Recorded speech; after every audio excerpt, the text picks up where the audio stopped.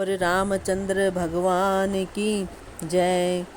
यह रामचरितमानस जैसा है, जिस प्रकार बना है और जिस हेतु से जगत में इसका प्रचार हुआ, अब वही सब कथा मैं श्री उमा महेश्वर का स्मरण करके कहता हूँ। श्री शिवजी की कृपा से उसके हृदय में सुंदर बुद्धि का विकास हुआ, जिससे यह तुलसीदास श्री रामचरितमानस का कवि हुआ। अपनी बुद्धि के अनुसार तो वह इसे मनोहर ही बनाता है, किंतु फिर भी हे सज्जनों, सुंदर चित्त से सुनकर इसे आप सुधार लीजिए। सुंदर सात्विकी बुद्धि भूमि है, हृदय ही उसमें गहरा स्थान है। वेद पुराण समुद्र है और साधु संत मेघ हैं। वे साधु रूपी मेघ श्री राम जी के सुयश रूपी सुंदर मधुर मनोहर और मंगलकारी जल की वर्षा करते हैं। सगुण लीला का जो विस्तार से वर्णन करते हैं, वही राम सुयश रूपी जल की निर्मलता है, जो मल का नाश करती है। और जिस प्रेमा भक्ति का वर्णन नहीं किया जा सकता, वही इस जल की मधुरता और सुंदर शीतलता है।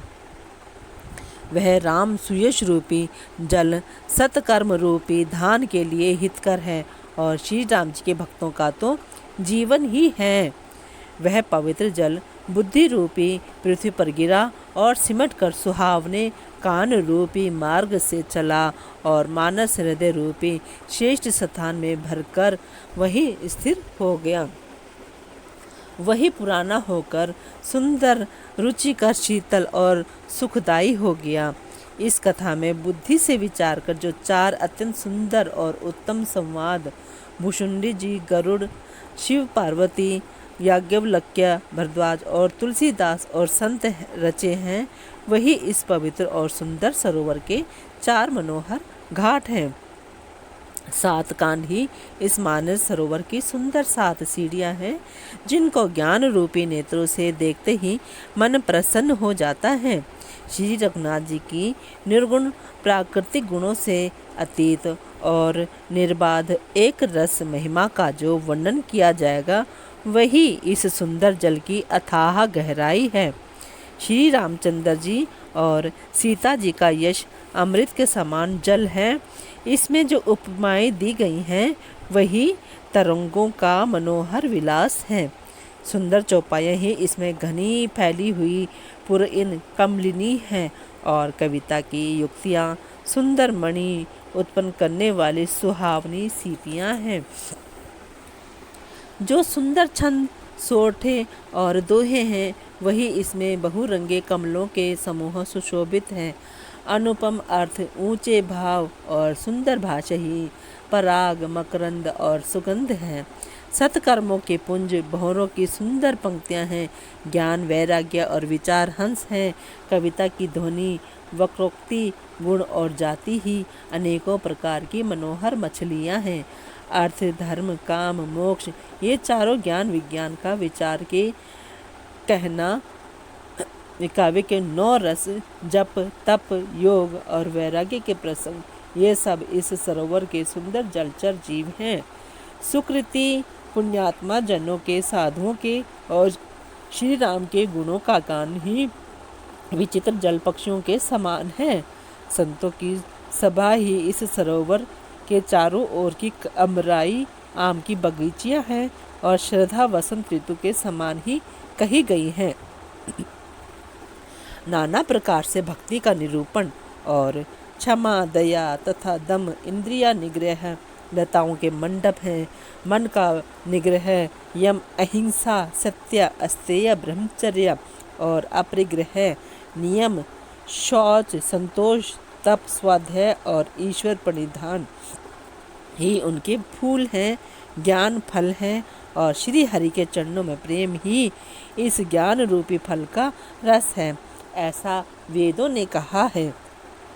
इस रामचरितमानस में और भी जो अनेक प्रसंगों की कथाएं हैं, वे ही इसमें तोते, कोयल आदि रंग बिरंगे पक्षी हैं। कथा में जो रोमांच होता है, वही वाटिका, बाग और वन है, और जो सुख होता है, वही सुंदर पक्षियों का विहार है। निर्मल मन ही माली है, जो प्रेम रूपी जल से सुंदर नेत्रों द्वारा उनको सींचता है। जो लोग इस चरित्र को सावधानी से गाते हैं वे ही इस तालाब के चतुर रखवाले हैं, और जो स्त्री पुरुष सदा आदर पूर्वक इसे सुनते हैं वे ही इस सुंदर मानस के अधिकारी उत्तम देवता हैं। जो अति दुष्ट और विषयी हैं वे अभागे, बगुले और कव्वे हैं, जो इस सरोवर के समीप नहीं जाते, क्योंकि यहाँ इस मानस सरोवर में घोंघे, मेंढक और सेवार के समान विषय रस की नाना कथाएं नहीं हैं।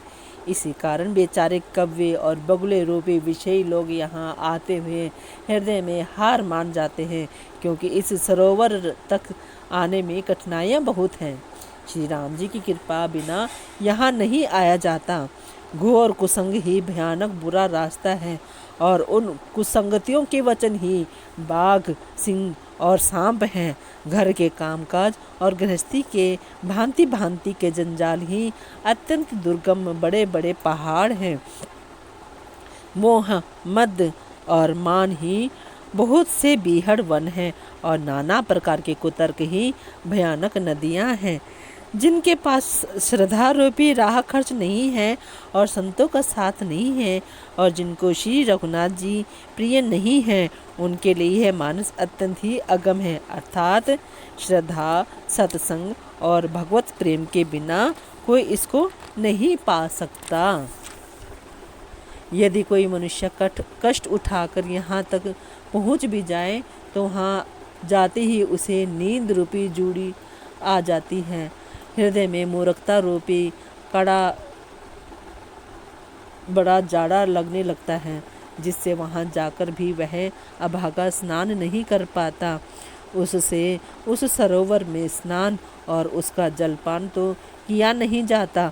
वह अभिमान सहित लौट आता है, और यदि कोई उससे वहाँ का हाल पूछने आता है तो वह अपने अभागे की बात ना कहकर सरोवर की निंदा करे के उसे समझाता है। ये सारे विघ्न उसको नहीं व्यापते, बाधा नहीं देते।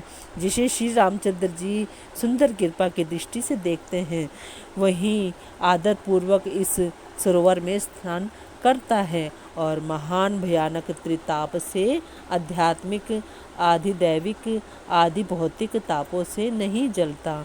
जिनके मन में श्री रामचंद्र जी के चरणों में सुंदर प्रेम है वे इस सरोवर को कभी नहीं छोड़ते।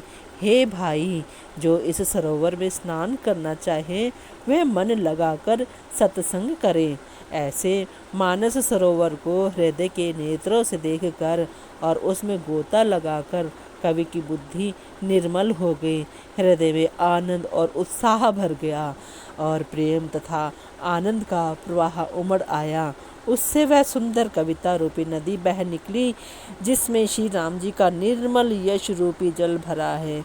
इस कविता रूपनी नदी का नाम सरयू है, जो संपूर्ण सुंदर मंगलों की जड़ है। लोकमत और वेदमत इसके दो सुंदर किनारे हैं।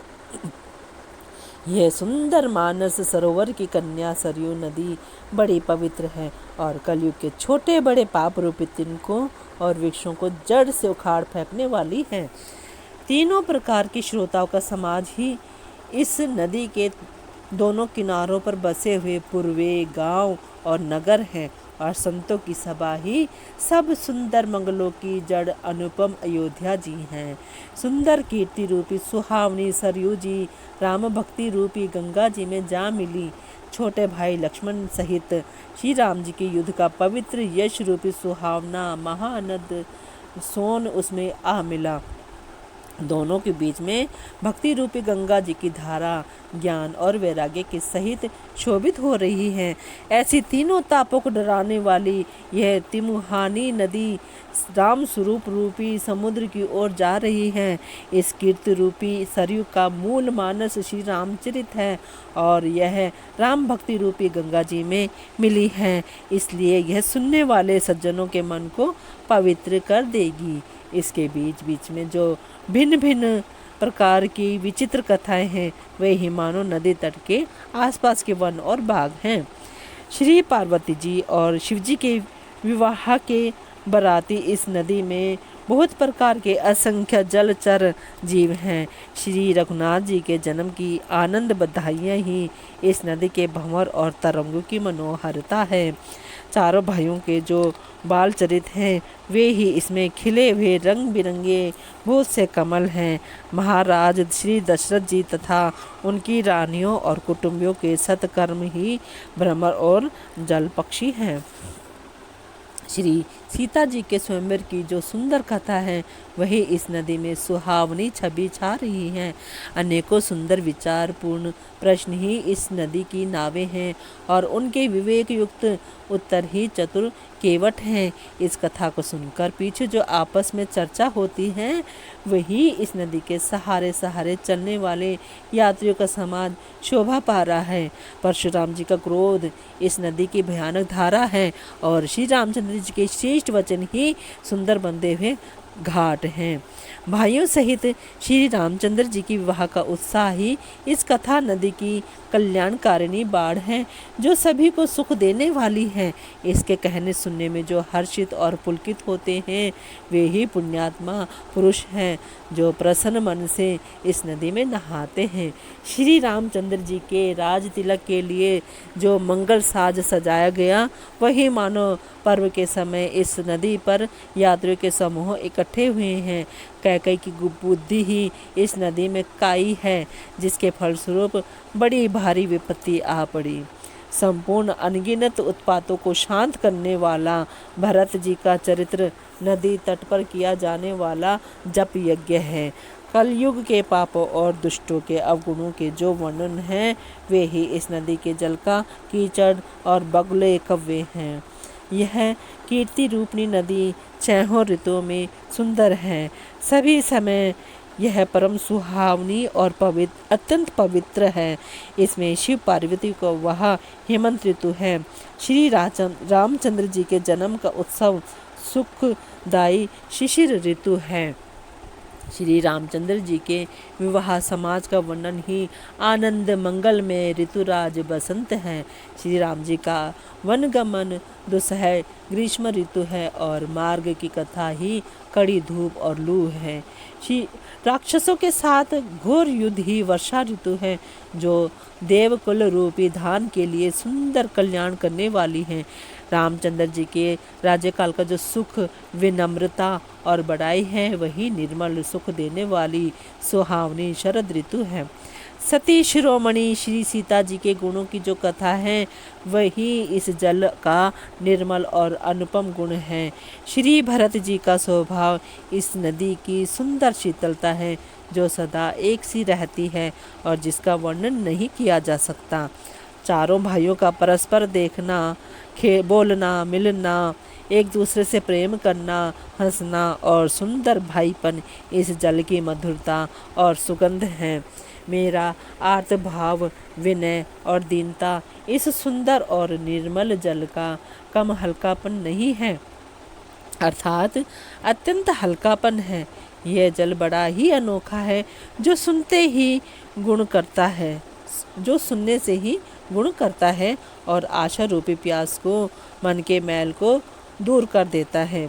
यह जल श्री रामचंद्र जी के सुंदर प्रेम को पुष्ट करता है, कलयुग के समस्त पापों और उनसे होने वाली गलानी को हर लेता है, संसार के जन्म मृत्यु रूप श्रम को सोख लेता है, संतोष को ही संतुष्ट करता है और पाप, ताप, दरिद्रता और दोषों को नष्ट कर देता है। यह जल काम, क्रोध, मद और मोह का नाश करने वाला और निर्मल ज्ञान और वैराग्य का बढ़ाने वाला है। इसमें आदर पूर्वक स्नान करने से और इसे पीने से हृदय में रहने वाले सब पाप ताप मिट जाते हैं। जिन्होंने इस सुयश रूपी जल से अपने हृदय को नहीं धोया वे कायर कलिकाल के द्वारा ठगे गए। जैसे प्यासा हिरन सूर्य की किरणों के रेत पर पड़ने से उत्पन्न हुए जल के भ्रम को वास्तविक जल समझकर पीने को दौड़ता है और जल ना पाकर दुखी होता है, वैसे ही वे कलयुग से ठगे हुए जीव भी विषयों के पीछे भटक कर दुखी होंगे। अपनी बुद्धि के अनुसार इस सुंदर जल के गुणों को विचार कर उसमें अपने मन को स्नान कराकर और श्री भवानी शंकर को स्मरण करके कवि तुलसीदास सुंदर कथा कहता है। मैं अब श्री रघुनाथ जी के चरण कमलों को हृदय में धारण कर और उनका प्रसाद पार कर दोनों श्रेष्ठ मुनियों के मिलन का सुंदर संवाद वर्णन करता हूँ। भरद्वाज मुनि प्रयाग में बसते हैं। उनका श्री राम जी के चरणों में अत्यंत प्रेम है। वे तपस्वी, निर्गृहित चित्त, जितेंद्रिय, दया के निधान और परमार्थ के मार्ग में बड़े ही चतुर हैं। माघ में जब सूर्य मकर राशि पर जाते हैं तब सब लोग तीर्थराज प्रयाग को आते हैं। देवता, दैत्य, किन्नर और मनुष्यों के समूह सब आदरपूर्वक त्रिवेणी में स्नान करते हैं। श्री वेणी माधव जी के चरण कमलों को पूजते हैं और अक्षय वट का स्पर्श कर उनके शरीर पुलकित होते हैं। भरद्वाज जी का आश्रम बहुत ही पवित्र, परम रमणीय और श्रेष्ठ मुनियों के मन को भाने वाला है। तीर्थराज प्रयाग में जो स्नान करने जाते हैं उन ऋषि मुनियों का समाज वहाँ भरद्वाज के आश्रम में जुटता है।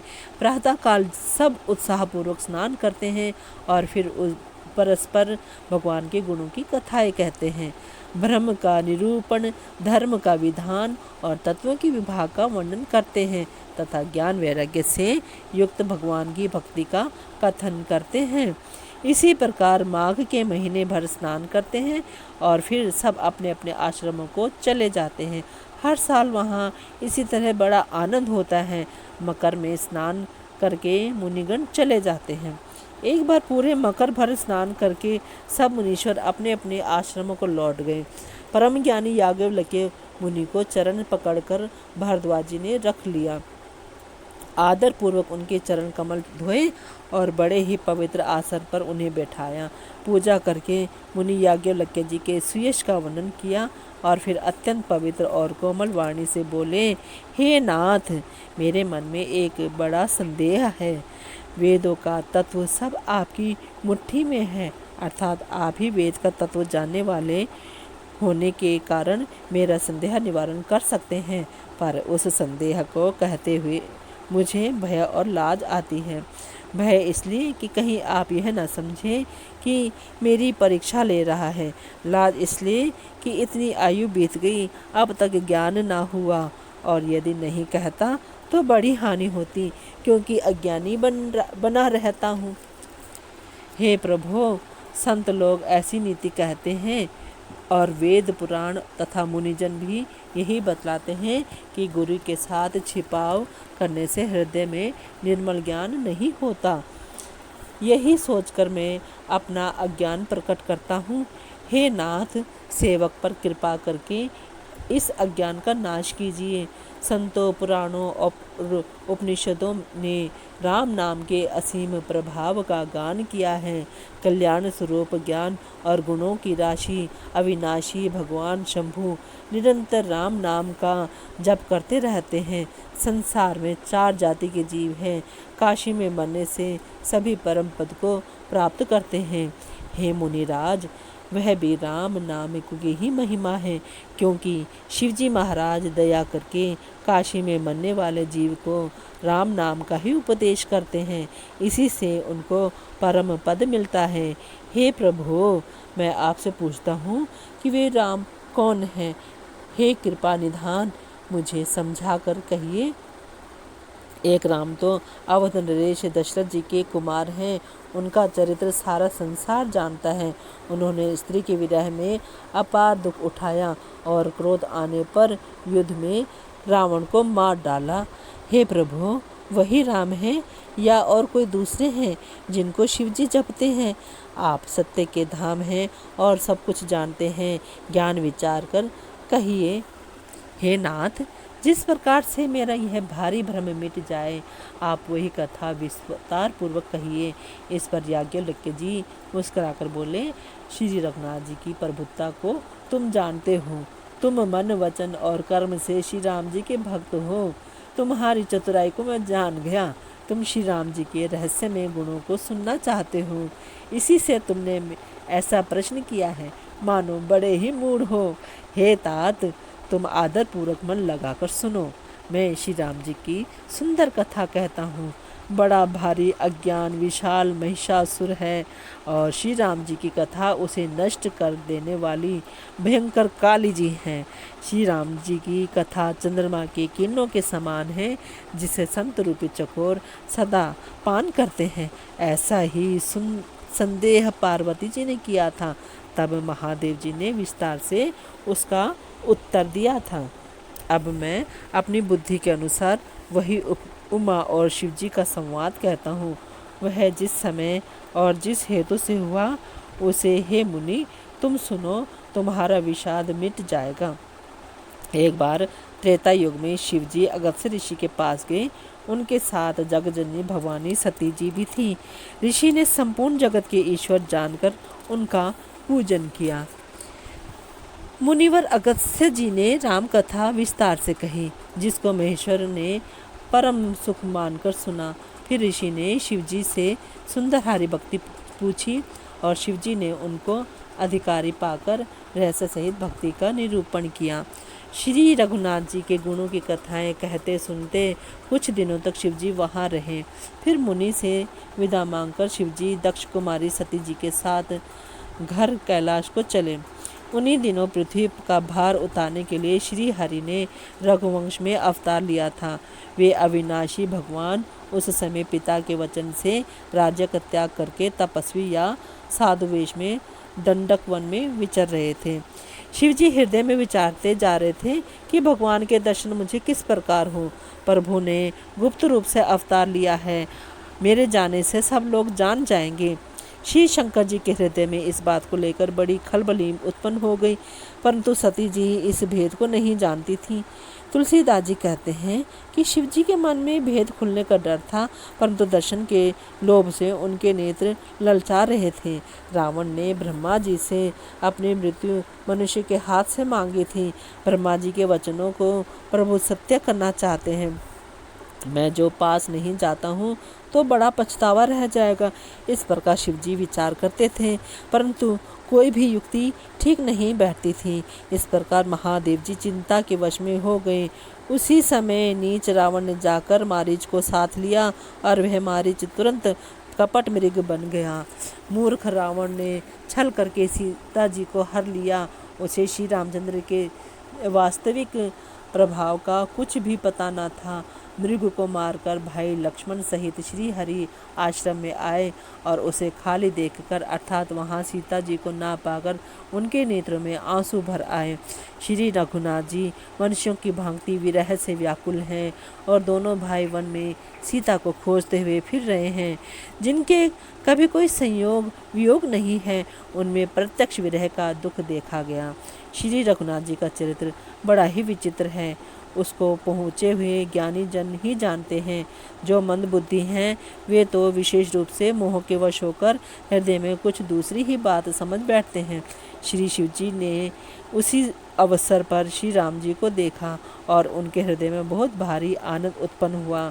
उन शोभा के समुद्र श्री रामचंद्र जी को शिव जी ने नेत्र भरकर देखा, परंतु अवसर ठीक न जानकर परिचय नहीं किया। जगत के पवित्र करने वाले सच्चिदानंद जी की जय हो। इस प्रकार कहकर कामदेव का नाश करने वाले श्री शिव जी चल पड़े। कृपा निधान शिव जी बार बार आनंद से पुलकित होते हुए सती जी के साथ जा रहे थे। सती जी ने शंकर जी की वह दशा देखी तो उनके मन में बड़ा संदेह उत्पन्न हो गया। वे मन ही मन कहने लगी कि शंकर जी की सारा जगत वंदना करता है, वे जगत के ईश्वर हैं। देवता मनुष्य मुनि सब उनके प्रति सिर नवाते हैं। उन्होंने एक राजपुत्र को सच्चिदानंद परम धाम कहकर प्रणाम किया और उसकी शोभा देखकर वे इतने प्रेम मग्न हो गए कि अब तक उनके मन हृदय में प्रीति रोकने से भी नहीं रुकती। जो ब्रह्म सर्वव्यापक माया रहित अजन्मा अगोचर इच्छा रहित और भेद रहित है और जिसे वेद भी नहीं जानते, क्या वह देह धारण करके मनुष्य हो सकता है? देवताओं के हित के लिए मनुष्य शरीर धारण करने वाली जो विष्णु भगवान हैं, वे भी शिव जी की शक्ति सर्वज्ञ हैं, वे ज्ञान के भंडार लक्ष्मीपति और असुरों के शत्रु भगवान विष्णु क्या अज्ञानी की तरह स्त्री को खोजेंगे? फिर शिवजी के वचन भी झूठे नहीं हो सकते। सब कोई जानते हैं कि शिवजी सर्वज्ञ हैं। सती के मन में इस प्रकार अपार संदेह उठ खड़ा हुआ। किसी तरह भी उनके हृदय में ज्ञान का प्रादुर्भाव नहीं होता था। यद्यपि भगवान जी ने प्रकट कुछ नहीं कहा, पर अंतर्यामी शिवजी सब जान गए। वे बोले, हे सती सुनो, तुम्हारा स्त्री स्वभाव है, ऐसा संदेह मन में कभी ना रखना चाहिए। जिनकी कथा का अगस्त्य ऋषि ने गान किया और जिनकी भक्ति मैंने मुनि को सुनाई, ये वही मेरे इष्ट देव श्री रघुवीर जी हैं, जिनकी सेवा ज्ञानी मुनि सदा किया करते हैं। ज्ञानी मुनि योगी सिद्ध निरंतर निर्मल चित्त से जिनका ध्यान करते हैं तथा वेद पुराण और शास्त्री नेति नेत कहकर जिनकी कीर्ति गाते हैं, उन्हीं सर्वव्यापक समस्त ब्रह्मांडों के स्वामी मायापति नित्य परम स्वतंत्र ब्रह्म रूप भगवान श्री राम जी ने अपने भक्तों के हित के लिए अपनी इच्छा से रघुकुल के मणि रूप में अवतार लिया है। यद्यपि शिवजी ने बहुत बार समझाया, फिर भी सती जी के हृदय में उनका उपदेश नहीं बैठा। तब महादेव जी ने मन में भगवान की माया का बल जानकर मुस्कुराते हुए बोले, जो तुम्हारे मन में बहुत संदेह है तो तुम जाकर परीक्षा क्यों नहीं लेती? जब तक तुम मेरे पास लौट आओगी तब तक मैं इसी बड़ की छाह में बैठा हूँ। जिस प्रकार तुम्हारा यह अज्ञान जनित भारी भ्रम दूर हो, भली भांति विवेक के द्वारा सोच समझकर तुम वही करना। शिव जी की आज्ञा पाकर सती चली और मन में सोचने लगी कि भाई क्या करूं, कैसे परीक्षा लूं। इधर शिवजी ने मन में ऐसा अनुमान किया कि दक्ष कन्या सती का कल्याण नहीं। जब मेरे समझाने से भी संदेह दूर नहीं होता, तब मालूम होता है विधाता ही उल्टे हैं। अब सती का कुशल नहीं है। जो कुछ राम ने रचा है वही होगा, तर्क करके कौन शाखा बढ़ावे। मन में ऐसा कहकर शिव जी भगवान श्री हरि का नाम जपने लगे और सती जी वहाँ गईं जहाँ सुख के धाम प्रभु श्री रामचंद्र जी थे। बोलो सियावर रामचंद्र भगवान की जय।